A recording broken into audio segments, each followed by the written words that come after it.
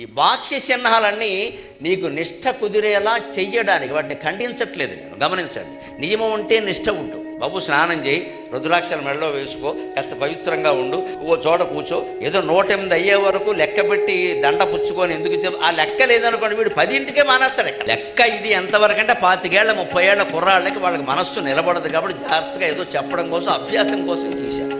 ఓ 70 ఏళ్ళు దాటాయంటే మనం నిరంతరం అదే స్మరణ, ఇంకా లెక్క దేనికి దండని అవతల బారి. మనం ఏం చేసాం, 108కే ఇంకా పోసేది ఉనికి పోసి ఉంటుంది. ఎంతలావు పోసరాదు పోసొస్తుందమ్మా, పురుషోత్తముడు రాడు.